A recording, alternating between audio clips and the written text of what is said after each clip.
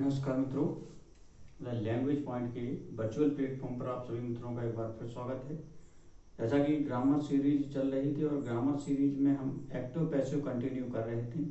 Active passive में हमने शुरुआती दौर में समझा कि एक्टिव पैसिव होते क्या हैं। बेसिकली ये होते क्या हैं, इंटरचेंज ऑफ सेंटेंस है या इंटरचेंज है, रीअरेंज कहें, इंटरचेंज ना कह के क्या कहें, रीअरेंज ऑफ सेंटेंस है। इसमें हमने असर्टिव को देखा।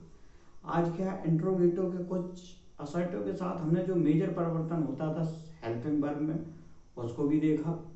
और आज हम क्या देखेंगे, असर्टिव तो कंप्लीट हो चुका था, इंट्रोगेटिव देखेंगे। इंट्रोगेटिव के बाद सबसे इम्पोर्टेंट जो होता है इम्पेरेटिव, उसके भी देखते हैं। तो चलिए शुरू करते हैं। हमारा टॉपिक क्या था, एक्टिव एंड पैसिव वॉइस।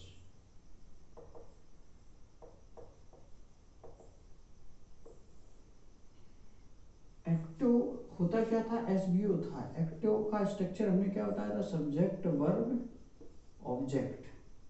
और पैसिव का स्ट्रक्चर बनाया था ऑब्जेक्ट वर्ब की थर्ड फॉर्म बाय सब्जेक्ट। ये एक्टिव, ये पैसिव का स्ट्रक्चर था, ये एक्टिव का स्ट्रक्चर था। और केवल इसमें परिवर्तन क्या होता था, हेल्पिंग वर्ब में परिवर्तन होता था, जो मैंने टेंस वाइज आपको बता दिया है और जिसकी कोई आवश्यकता नहीं। अब इंटेरोगेटिव का क्या स्ट्रक्चर होता है, इंटेरोगेटिव सेंटेंस का क्या स्ट्रक्चर होता है, एग्जाम्पल के माध्यम से देखते हैं। कोई भी सेंटेंस हमने ले लिया, मैंने कहा why had Ram finished his work। Why had Ram finished his work? उसके बाद लास्ट में हमने क्या, क्वेश्चन मार्क लगा दिया। तो क्वेश्चन मार्क से ज्ञात क्या हो रहा है, ये सेंटेंस किस प्रकार से का है। सेंटेंस भी पढ़ा चुके हैं तो कहेंगे इंट्रोगेटिव है। अगर पूछे टेंस कौन सा है, तो हेड के साथ वर्ब की थर्ड फॉर्म मिल रही तो टेंस बता देंगे पास्ट परफेक्ट। अब सब्जेक्ट है, वर्ब है, ऑब्जेक्ट है, तो इसका पैसिव बन जाएगा। पैसिव कैसे बनता है, पैसिव में हमने क्या कहा था, सब्जेक्ट वर्ब ऑब्जेक्ट का मेजर इंटरचेंज होता है। अगर ये एक्टिव सीरीज है तो पैसिव क्या होगा, बाकी आपको कुछ नहीं करना। मैंने उस दिन भी बताया था, किसी भी प्रकार का सेंटेंस हो जो इंटरचेंज होता है उसी को कीजिए, हमें वाई से कुछ नहीं करना। वाई उसके बाद ये चार्ट में हम देखते हैं जो हेल्पिंग वर्ब होती है वो चेंज हो जाती है। तो वाई के बाद हेड के साथ क्या, हेड बीन आ जाता है। हेड बीन, लेकिन बीन किसको, सब्जेक्ट के बाद आता है। अब राम को, राम सब्जेक्ट है, ये वर्ब है, ये ऑब्जेक्ट है। अब हम क्या जानते हैं, पैसिव में सब्जेक्ट के स्थान पर क्या आ जाता है, ऑब्जेक्ट। ऑब्जेक्ट इसमें क्या है, दिस वर्क, हिज वर्क। अभी तक आपको ये क्लियर हुआ, वाई हैड हिज वर्क। अब हम क्या लगाएंगे, बीन। उसके बाद क्या लाते हैं, वर्ब की थर्ड फॉर्म ऑलरेडी दी गई है तो वही लगा देंगे, फिनिश्ड। अब तुरंत क्या लाएंगे, फिनिश्ड के बाद तुरंत बाय सब्जेक्ट। स्ट्रक्चर हमारा क्या बता रहा है, बाय सब्जेक्ट, तो बाय राम। अदर होता तो अदर लगा देते। कितने आसानी से कन्वर्ट हो गया, लास्ट में क्वेश्चन मार्क। इंट्रोगेटिव हो, निगेटिव हो, कुछ नहीं करना, हमें केवल वहीं पर फोकस करना है जिसमें होता था। हमने कहा ये रीअरेंजमेंट ऑफ सेंटेंस से कहें, लेकिन मेजर परिवर्तन क्रिया में या हेल्पिंग वर्ब में होता है, बस बाकी कुछ नहीं है। एक एग्जांपल और ले लेते हैं एक्टिव वॉइस का। जैसे did Meena go to school, बड़ा ले लेते हैं थोड़ा, इसमें फ्रेज और जोड़ देते हैं, for studying, for studying English, question mark change. मैंने कहा did Meena go to school for studying English, तो कुछ नहीं करना। सबसे पहले तो एक्टिव का स्ट्रक्चर एस बी होता है। मीना हमारा सब्जेक्ट हो गया, ये हमारा वर्ब हो गया, कहाँ जाता है? गो। हमने कहा अगर ऑब्जेक्ट ढूंढना है तो वर्ब से प्रश्न कीजिए, और आपने जब वर्ब से प्रश्न किया तो क्या मिला? कहाँ जा रही है? स्कूल। बस इसी में होता है डिड।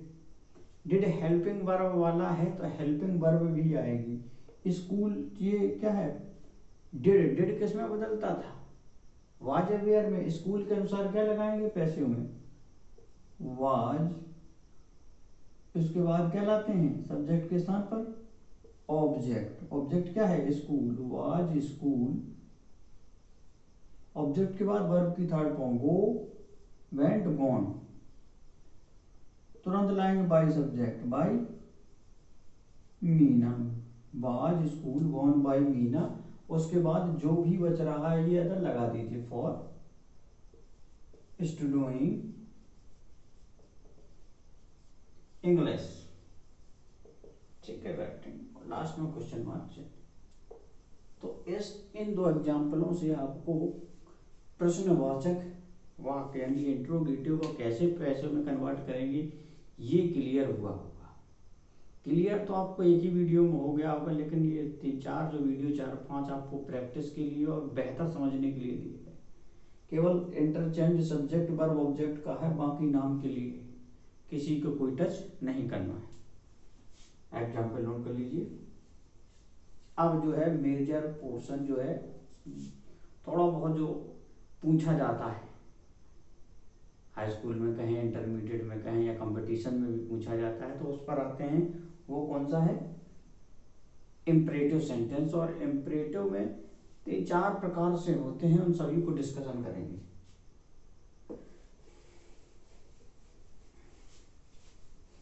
यहाँ कहानी सब्जेक्ट वर्ब ऑब्जेक्ट से हट जाती है, इसलिए ये इंपॉर्टेंट हो जाता है इम्परेटिव सेंटेंस वाला। अब हम आपसे कहें कि इम्परेटिव का स्ट्रक्चर क्या होता है। एक्टिव पैसिव यहां डाल देते हैं क्या? Imperative sentence. अब इम्परेटिव सेंटेंस का स्ट्रक्चर क्या होता है? अगर जैसे एक्टिव वॉइस माने तो जैसे मैंने कहा open the door, open the door, तो ओपन क्या हो गई? वर्ब। ये क्या हो गया? ऑब्जेक्ट। बेसिकली इंपरेटिव सेंटेंस में क्या सब्जेक्ट यानी कि यू छिपा रहता है, तो इंपरेटिव सेंटेंस का क्या होता है? Verb plus object. ये रहता है क्या इंपरेटिव सेंटेंस का स्ट्रक्चर। ये एक्टिव वॉइस ऐसे समझे। अगर पैसिव बनाना है तो सबसे पहले हम अपनी तरफ से इसमें क्या लाते हैं? लेट। उसके बाद क्या लाएंगे? ऑब्जेक्ट। उसके बाद अपनी तरफ से लाएंगे बी। उसके बाद वर्ब की थर्ड फॉर्म। ये एक टाइप का इंपरेटिव हुआ, फर्स्ट टाइप ऑफ इंपरेटिव। यदि जो ऑब्जेक्ट जो बेसिक इंपरेटिव होता है object plus verb imperative sentence का स्ट्रक्चर होता है, यदि इस स्ट्रक्चर में मिल रहा है, आपसे कहा जाए आपको उसको पैसिव में कन्वर्ट करना है तो किस प्रकार से करेंगे? लेट, उसके बाद तुरंत लाएंगे ऑब्जेक्ट, उसके बाद बी लाएंगे, उसके बाद थर्ड फॉर्म। तो एक कहानी भी बता देते हैं, अगर नहीं याद होता कि लेट ने बुलाया, let object be plus third form. अब यही चेक कर लीजिए कैसे बनाएंगे, कुछ नहीं करना। वर्ब और ऑब्जेक्ट का स्ट्रक्चर है, लेट अपने तरफ से लाना, लेट ला दिया, ऑब्जेक्ट क्या है? The door, let the door. उसके बाद तुरंत क्या लाना? बी। उसके बाद क्या लाना? वर्ब की थर्ड फॉर्म। वर्ब क्या है? Open, open it. ये कन्वर्ट हो गया आपका पैसिव में। तो इम्पोर्टेंट क्या है? ये दो स्ट्रक्चर नोट कर लीजिए। पहला टाइप इंपरेटिव का पहला टाइप है जो सिंपल है, वर्ब प्लस ऑब्जेक्ट वाला। अगर आपको स्ट्रक्चर मिलता है तो क्या? Let object be third form, let object be third form. ये एग्जांपल के तौर पे हमने यहाँ नोट कर दिया। लेट ने बुलाया, कर्म भाग के आया, बी ने प्रेम बढ़ाया, वर्ब तीसरी लाया। अगर याद करना है तो एक कोटेशन, एक हिंट या कोटेशन बना देते हैं क्या, लेट ने बुलाया कर्म भाग कर, कर्म यानी कि ऑब्जेक्ट को हिंदी में कर्म कहते हैं, कर्म भाग कर आया, कर आया, बी ने प्रेम बढ़ाया, बी को कहते हैं बी ने प्रेम बढ़ाया, वर्ब तीसरी लाया, वर्ब तीसरी यानी कि वी थर्ड लाया। तो इसे आप गुनगुनाते रहिए, तो इससे भी आप बना सकते हैं, एक याद करने के लिए बना दिया। लेट ने बुलाया, लेट आ गया, कर्म भाग कर यानी कि आया, बी ने प्रेम बढ़ाया, और लास्ट में वर्ब तीसरी लाया, let the door be open. कोई परेशानी नहीं हुई होगी, तो इतना आपको क्लियर हुआ होगा, नोट कर लीजिए। ये तो पहला टाइप हो गया इम्परेटिव का,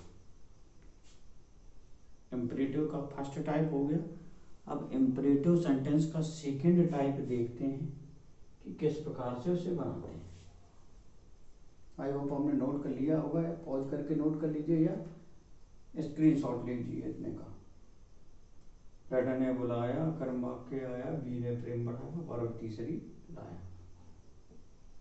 ऐसे भी है इनोवेटिव, वैसे याद कर सकते हैं, गुनगुनाते रहिए तो इसका स्ट्रक्चर याद हो जाएगा। Let object be third form.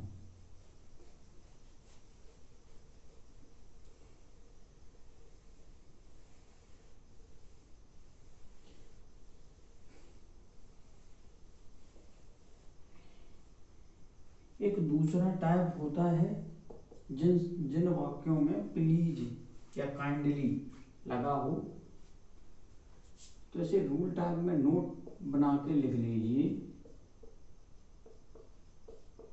Jin imperative वाक्यों में, लिखते जाइए, जिन इम्परेटिव वाक्यों में प्लीज या काइंडली शब्द आया हो,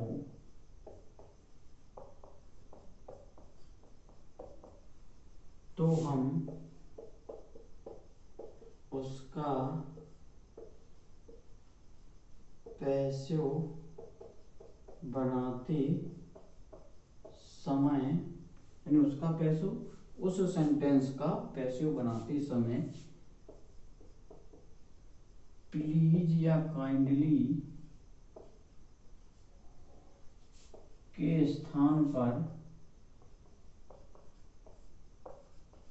यू आर रिक्वेस्टेड टू का उपयोग करते हैं। यू आर रिक्वेस्टेड टू का उपयोग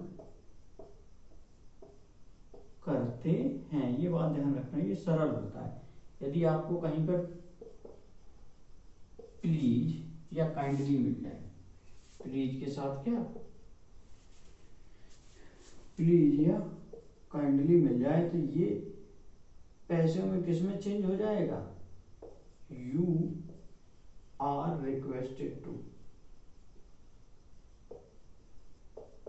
यू आर रिक्वेस्टेड टू में ये सबसे सरल होता है, और पूछा भी जाता है, पूछा भी जाता है। जहां पर प्लीज या काइंडली शब्द मिल जाए एक्टिव वॉइस में, तो पैसे में उसे आप रिमूव करके इसे हटाकर क्या लगा देंगे, you are requested to. Example हम ले लें, एक्टिव सेंटेंस आपको दिया है कि please give me a glass of, please give me a glass of water. अब इसका कहेंगे ये एक्टिव है, पैसिव वॉइस बनाइए। इम्पेरेटिव सेंटेंस है, बिल्कुल है, क्योंकि प्लीज और काइंडली उसके बाद वर्ब से शुरू हो रहा, तो ये दूसरा टाइप इम्पेरेटिव का है। जहाँ पर प्लीज और काइंडली मिल जाए तो ये हमें जहाँ ये प्लीज और काइंडली मिल जाए तो इन शब्दों को हटाकर आपको किसका प्रयोग करना है, you are requested to, you are requested to. उसके बाद पूरा सेंटेंस नोट कर दीजिए, क्या, give me a glass of water, बन गया। कुछ नहीं करना, केवल ये एक रूल आपको याद रखना है दिमाग में कि जहाँ पर प्लीज और काइंडली मिल जाए, अगर उस इम्परेटिव सेंटेंस को आपको पैसे में बदलना है जिसमें प्लीज और काइंडली का उपयोग हुआ है, तो आपको क्या करना है, प्लीज और काइंडली जैसे शब्दों को रिमूव करके यू आर रिक्वेस्टेड टू का उपयोग करना है। इसका यू आर रिक्वेस्टेड टू। तो ये इम्परेटिव का दूसरा, पहला टाइप हमने जो बेसिक देखा, जो ऑब्जेक्ट और वर्ब और ऑब्जेक्ट से शुरू होता, let object be verb be third, पहला वो टाइप। दूसरा टाइप होता है इन सेंटेंसों में प्लीज और रिक्वेस्टेड मिलता है तो उन शब्दों को हटाकर हमें क्या, यू आर रिक्वेस्टेड टू का उपयोग करके सेंटेंस बना लेना है। स्क्रीनशॉट ले लीजिए या इसे पॉज करके नोट कर लीजिए जिसमें भी सुविधा हो। क्या लिखा है, जिन इम्परेटिव वाक्यों में प्लीज या शब्द का आया हो तो उसका पैसिव बनाते समय प्लीज या काइंडली के स्थान पर हम यू आर रिक्वेस्टेड टू का उपयोग करते हैं। एग्जाम्पल भी दे दिया। अब इसका एक तीसरा टाइप देखते हैं जो लेट से शुरू होते हैं।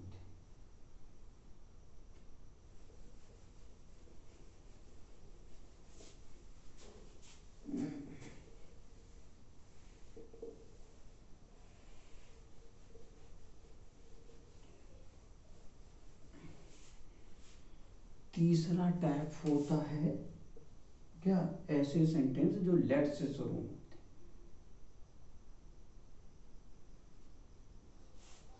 इसमें भी एक रूल बना के लिख लीजिए आप, नोट डाल के,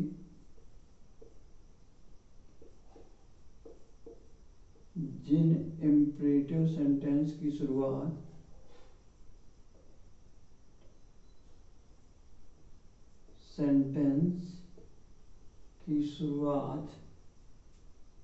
जिन इम्परेटिव सेंटेंसेस, ऐसे लिखिए, जिन इम्परेटिव सेंटेंसेस की शुरुआत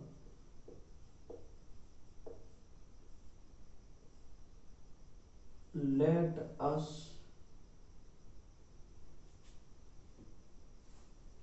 से होती है,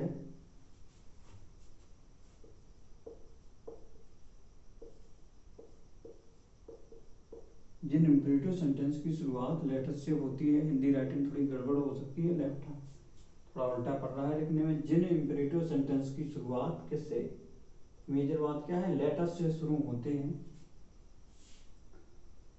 तो हम उनका पैसिव बनाते समय लेटस को हटाकर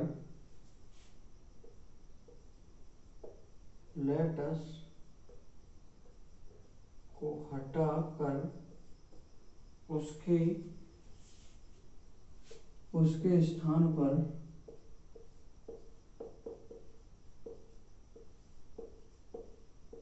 दे शुड या वी शुड का उपयोग करते हैं।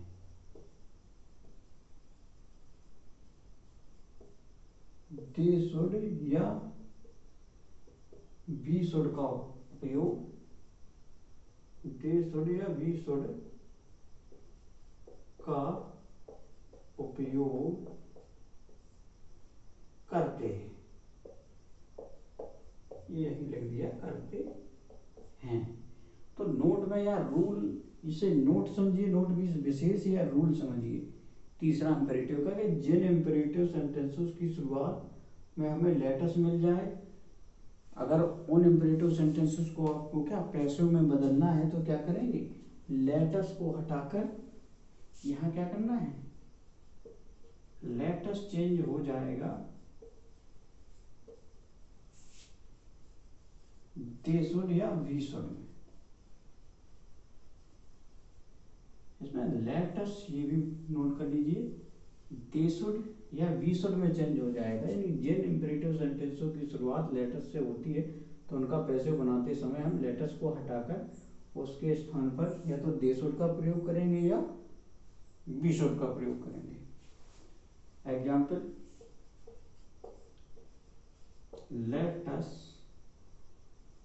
गो to walk, go to walk, ये इंपेरेटिव सेंटेंस है।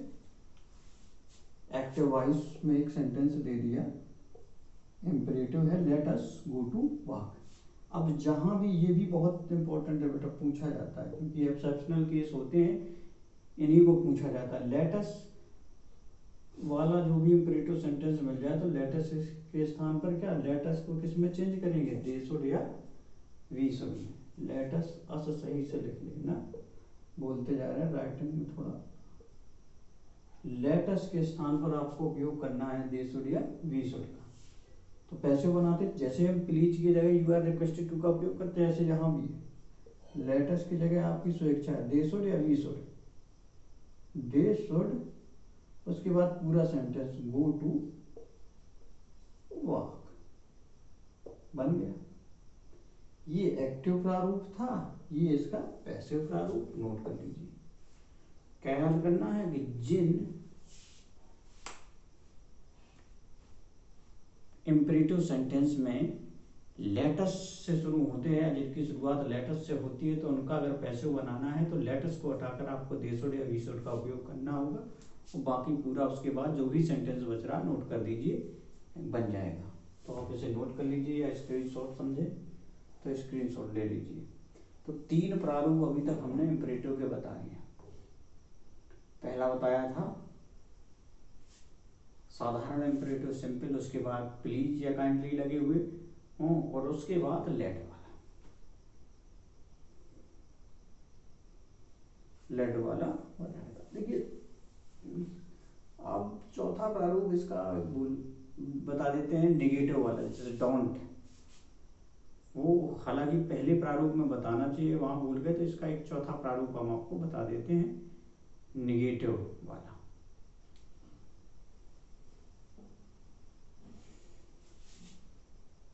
ये नोट कर लिया होगा आपने।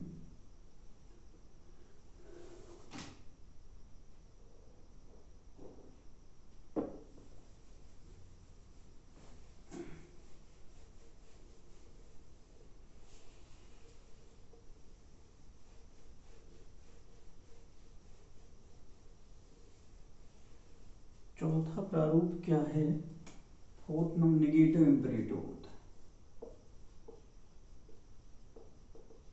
नेगेटिव इंपेरेटिव, जो नकारात्मक इंपेरेटिव होता है उसका क्या होगा, एक्टिव प्रारूप हमने ले लिया, क्या होगा, जैसे डोंट या do not, don't plug the flower, plug the